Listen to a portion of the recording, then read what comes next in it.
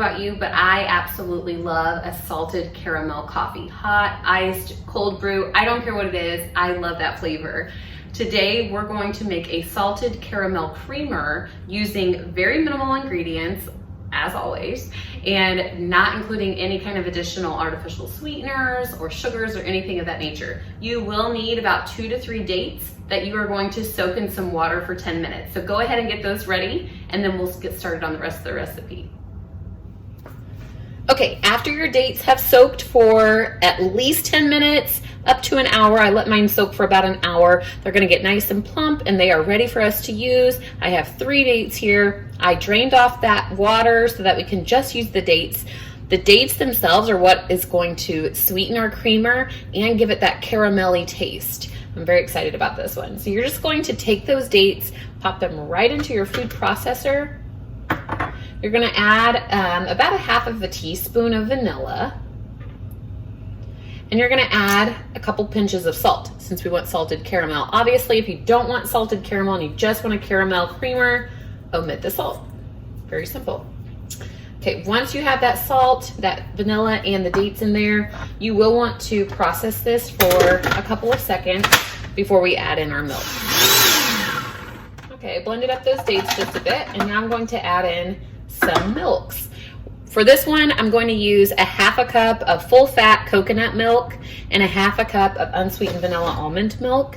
The coconut milk is going to help thicken it up just a bit. You can use all of the almond milk if you would like, all coconut milk, whatever your preference is.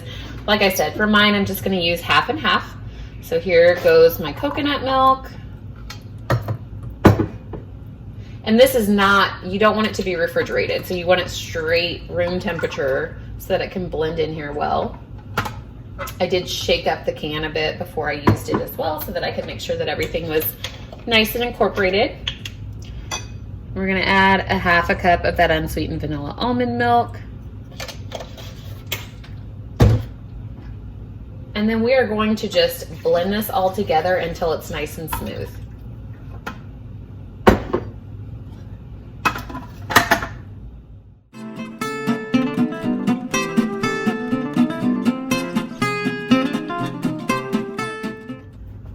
Once you have completely blended everything together, you get a nice, rich, smooth, creamy, salted caramel creamer that is ready for your iced coffees, your lattes, your cold brews, whatever it is that you would like to make.